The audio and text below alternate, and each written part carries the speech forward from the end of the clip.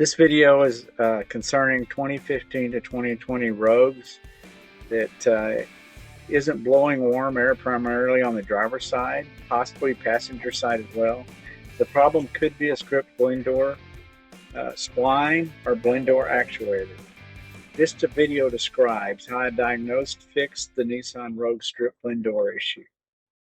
After several attempts at fixes on my Rogue, I came up with a solution that has been working since November 23.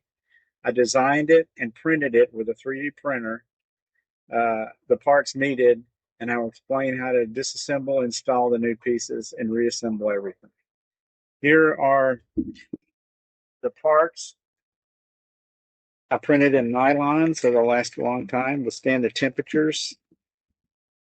It comes with 2 screws, a piece that goes into the strip blend door spline, a piece that goes over the shaft, 2 spacers, and a clamp in case your spline is split and is hard to turn. This helps keep it closed so that it can run smoothly. The spline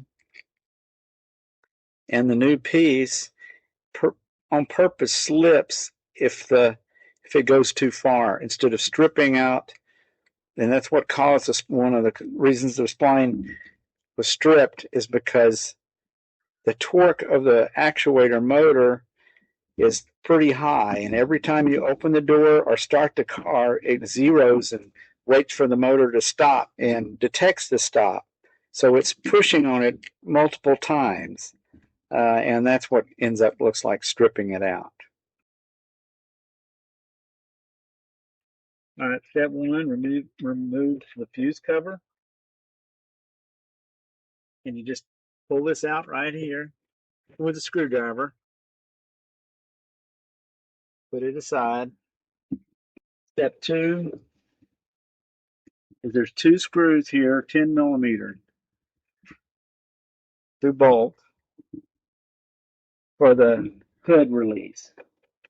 Undo those 2 bolts with a 10 millimeter socket.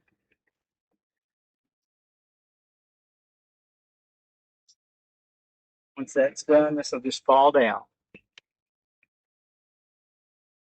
Then you just grab this panel from below and it snaps off.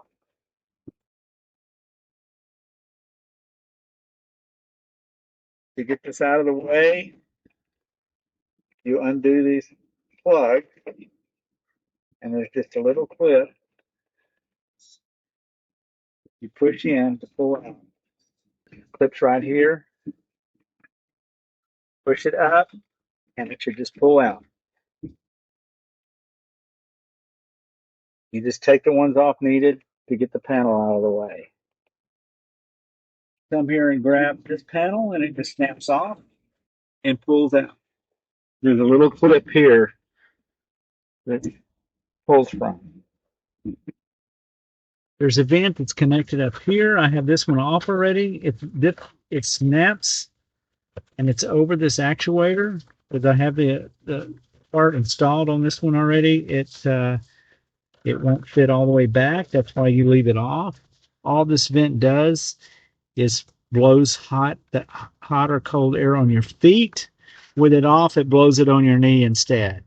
After you have this vent off, and it's probably the most difficult part because I had to use a Phillips like this to get up in there and take that 1 screw off for the vent.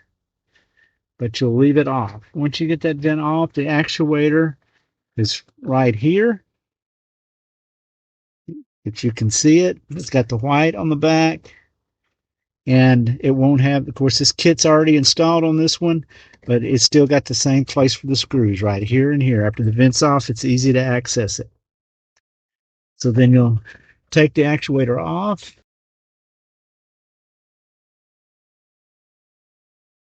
Here, way you check the actuator is go ahead and you can turn the car on if you haven't seen it move yet.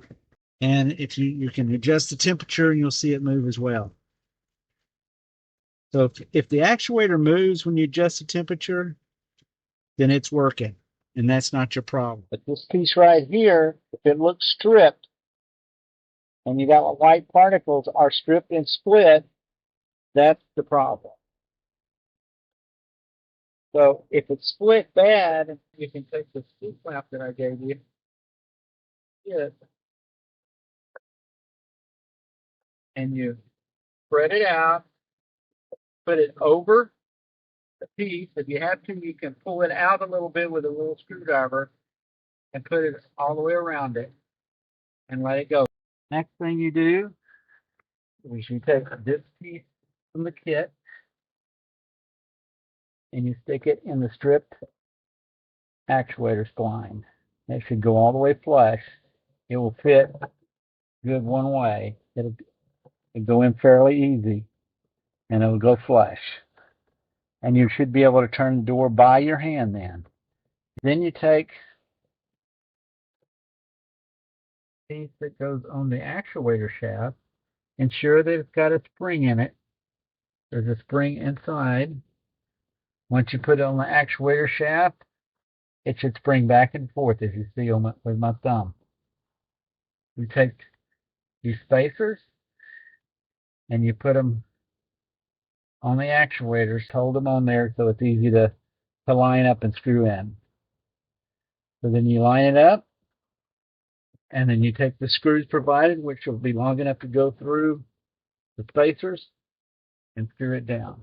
Now I have had to snip a little bit of this tab off so the spacer fits flush. You may have to snip a little bit of that tab off and then screw it back in.